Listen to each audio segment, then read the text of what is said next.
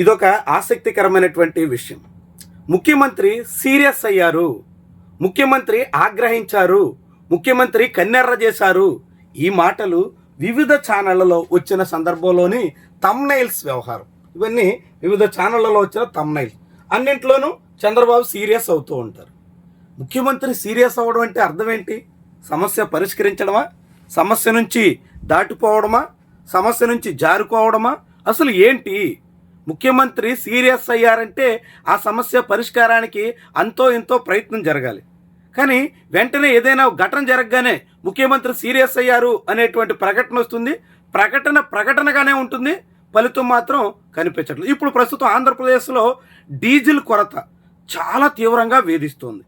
వందలాది పెట్రోల్ బంకులు మూతపడ్డాయి. అయితే కేవలం 10% మాత్రమే మూతపడ్డాయని, 4000 పైచిలకు గల బంకుల్లో 10% వరకు మూతపడినట్టుగా అధికారికంగా చెప్తుంది. 10% మాత్రమే మూతపడితే కొరత ఎందుకు అంత తీవ్రంగా రావాలా? అంత జనం గగ్గోలు పెట్టాలా? రాష్ట్రం నలుమూలల శ్రీకాకుళం నుంచి చిత్తూరు వరకు అన్ని ప్రాంతాల్లో ఎందుకు కలవరపడాలా? ఇలా జనం ఇక్కట్లు పాలవుతుంటే నగరాల్లో రవాణా సంబంధించినటువంటి వాహనాలకు డీజిల్ దొరక్క, పల్లెల్లో వరికోత యంత్రాలు, ఇతర ట్రాక్టర్ల సహా వాహనాలకి డీజిల్ కొరత కారణంగా చాలా అవస్థలు పడుతున్నారు. పైగా ఇప్పుడు కొన్ని చోట్ల, కాకినాడ లాంటి చోట్ల డీజిల్ టిన్నుల్లో కొట్టొద్దు అంటూ ఆదేశాలు ఇచ్చారు. నిజానికి వరికోత యంత్రాలకి టిన్నుల్లోనే డీజిల్ తీసుకెళ్లాల్సి ఉంటుంది.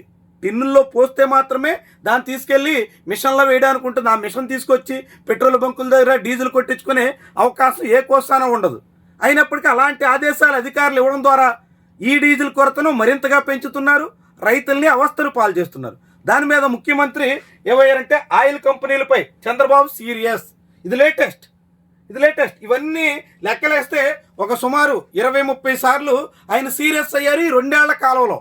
అన్ని ఘట్టాలు చూస్తే ఇప్పుడు ఆయిల్ కంపెనీలపై చంద్రబాబు సీరియస్ అయ్యారు. ఇప్పుడు 3 రోజుల నుంచి డీజిల్ కొరత వెంటాడుతుంటే ఇప్పుడు సీఎం సీరియస్ అయ్యారు అని ప్రకటన వస్తుంది. ఏంటి ఫలితం? సమస్య రాకుండా చూడాల్సినటువంటి ప్రభుత్వం సమస్య పెరిగిపోయి పబ్లిక్ గగ్గోలు పెడుతుంటే అప్పుడు ముఖ్యమంత్రి సీరియస్ అయ్యారు. ఏంటిది? ముఖ్యమంత్రి చాలాసార్లు సీరియస్ అయ్యారు. ఏం జరిగింది? ఇక్కడ చూడండి. తిరువూరు విభేదాలపై చంద్రబాబు సీరియస్. ఆగ్నేయ తిరువూరులో నిన్న కూడా తగాదా అయింది. మెప్మాకు సంబంధించినటువంటి డ్వాక్రా సంఘాల కమిటీ ఎన్నికలో కొలికిపూడి శ్రీనివాసరావు ఒక అభ్యర్థిని పెడితే, కేశినేని చిన్ని మరొక అభ్యర్థిని నిలబెడితే ఇద్దరి మధ్య ఎన్నికల్లో కేశినేని చిన్ని ఓటమి పాలయ్యేటంత వరకు వచ్చింది. అంటే ఎంపీ అభ్యర్థి మీద ఎమ్మెల్యే అభ్యర్థి గెలిచేటంత వరకు వెళ్ళింది. మరి చంద్రబాబు సీరియస్ ఏమైంది? అదొకటే కాదు, ఇంకా చూడండి. తప్పు చేస్తే తాట తీస్తా ఎమ్మెల్యే అయినా సరే వామో పవన్ సీరియస్. ఇక్కడ పవన్ కళ్యాణ్ కూడా సీరియస్సే. ఎవరి మీద? రైల్వే కోడూరు ఎమ్మెల్యే అరవా శ్రీధర్ మీద. ఏమైంది? ఏమైనా సీరియస్ అయినందుకు అరవా శ్రీధర్ మీద పెట్టిన కేసుల్లో ఏమైనా అరెస్ట్ చేశారా? పోనీ అరవా శ్రీధర్కి అండగా తాతాజీ అనేటువంటి వ్యక్తి మహిళ మీద, అక్కడ బాధిత ఫిర్యాదుదారురాలి మీద దాడికి పూనుకున్నటువంటి కేసులో ఏమైనా అరెస్ట్ అయ్యారా? మహిళ మీద పట్టపగలే లాఠీ తీసుకుని యథేచ్ఛగా దాడి చేసినా ఎటువంటి చర్యలుండు? పార్టీలో విభేదాలతో ఎటువంటి చర్యలుండు? ఆయిల్ కొరత ఇలా ఇన్నిసార్లు మొత్తం సీరియస్. ఏం తమాషాలా?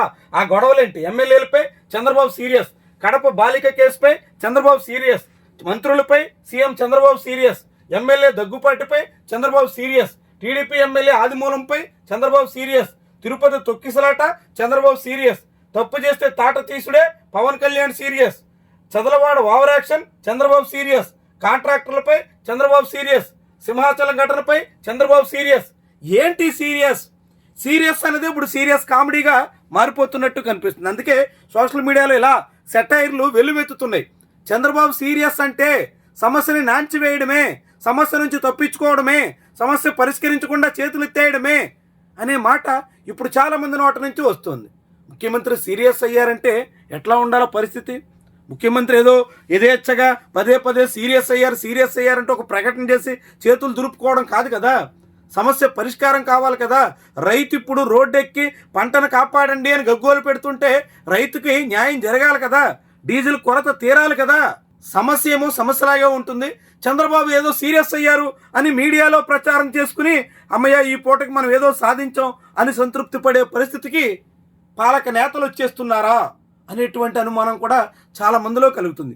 ఇన్నిసార్లు సీరియస్ అయిన తర్వాత, ఇంతగా ఇన్ని దఫాలు సీరియస్ అయిన తర్వాత, నిన్న కూడా టోల్గేట్లో దాడికి పూనుకున్నటువంటి ఎమ్మెల్యే మీద సీరియస్ అయ్యారు అని అదొకటి. టోల్ ప్లాజా సిబ్బంది దాడిపై చంద్రబాబు ఫైర్, ఇక్కడ ఫైర్ ఫైర్ ఫైర్ ఫైర్ అని అదేదో బ్రహ్మానందం సినిమాలో ఉంటుంది కదా, అట్లాంటి ఫైర్.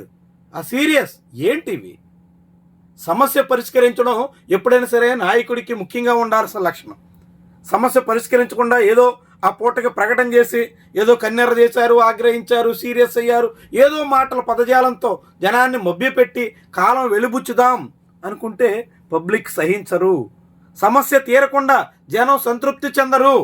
సమస్యలు పెరిగిపోతుంటే పబ్లిక్లో పెరిగేటువంటి అసంతృప్తి, అసహనం ఈ ప్రభుత్వానికి చాలా తీవ్రమైనటువంటి సమస్యగా మారుతుంది. అది గుర్తించకుండా కాలయాపన చేద్దాం, కబుర్లు చెప్దాం, ప్రకటనలు ఇద్దాం, మాటలతో నడుపుదాం.